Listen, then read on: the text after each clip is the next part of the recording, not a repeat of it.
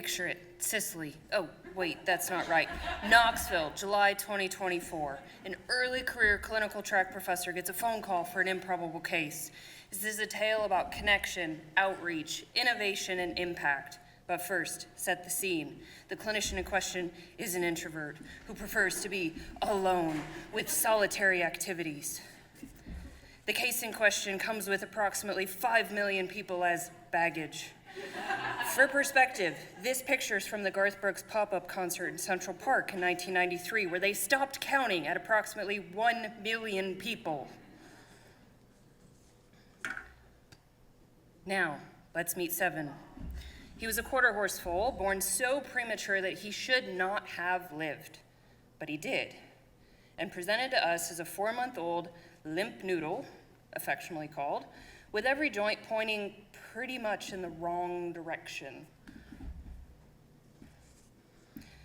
Since we were in uncharted territory with a case that shouldn't have been possible, we made sure that all the staff, all the technicians, all the veterinarians, all of the media people knew not to get attached.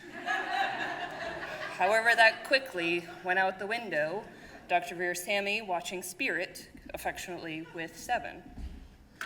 His owner was rather busy. He was just a bit complicated, so the first updates we sent her were actually just a quick video describing our findings and the plan going forward. The introvert had no idea that the owner would post this directly to her social media pages, and for that and the amount of orange in this presentation, I blame Sandra. With a truly unlimited budget and hopes to give him every possible chance at long-term comfort, things got complicated. Custom orthotics, innovations that never had been foreseen in a foal, and specialty shoes complete with Nike Airs. It was naive to think we wouldn't have any complications. However, revolutionary surgical techniques with using new locking plates to do an arthrodesis, again, not usually needed in a foal, allowed us, with aggressive antimicrobial management, to keep moving forward, despite a bone and joint infection that could have been life-threatening. Throughout it all, it was very clear that there were no rules when applied to Seven. He had free roam of the Equine Performance and Rehab Center and enjoyed eating more than anything. Food was life. Even his friends' food was not off limits. And then he died. While under general anesthesia for another simple surgical procedure, he had a reaction to the medication and arrested. But that doesn't end our story. The anesthesia team quickly initiated resuscitation, and he recovered successfully.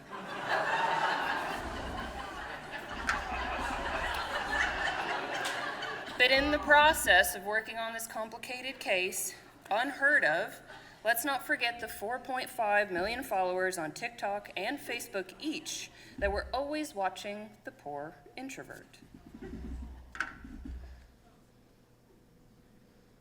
For example, apparently my lips brought major attention, especially by Sally from St. Louis, her husband, and her child.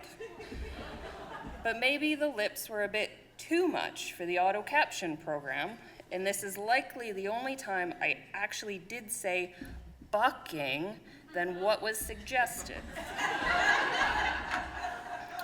We've now reached October 2024. Seven's ready for more work, but he's too big for the dog underwater treadmill and really too small for ours.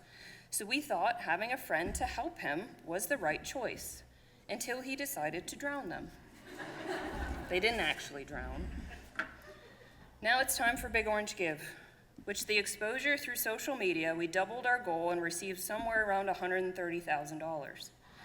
I say about because as these accounts have not been fully rectified through Dash a mere 10 months ago, we still have no idea how much we made. In the spring of 2025, Seven earned his diploma and finally went home. Everyone who was involved with this case throughout the 9.5 months came to say goodbye. The introvert was happy to have survived almost 40 social media updates.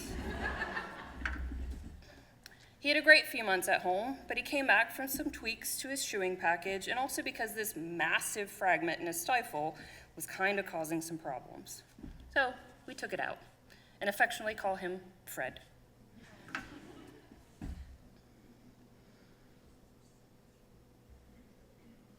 Throughout this time, the introvert traveled 8 times via the Atlanta airport, which turns out to be the busiest in the world with 286,000 passengers daily and over 100 million annually. Every time, the introvert was recognized and forced to engage in small talk with Carol from Canton and Beverly from Boise. Even when spending time with her adorable aspiring firefighters, she got snagged by Francine at the trunk or treat at the local church. And even shopping downtown was not safe.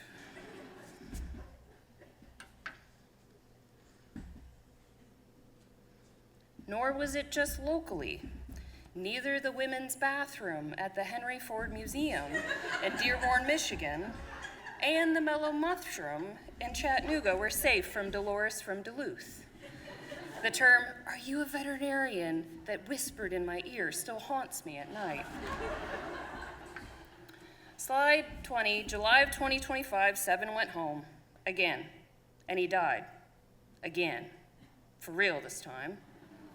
The outpouring of appreciation from the community was intense as his story was again shared over national news outlets and across social media. An endowed scholarship in his name has amassed over $500,000, this is updated information, to provide $7,000 of support to 7 equine-focused students to continue his legacy and promote learning, promoting and advancing the veterinary medicine through student support. Thank you.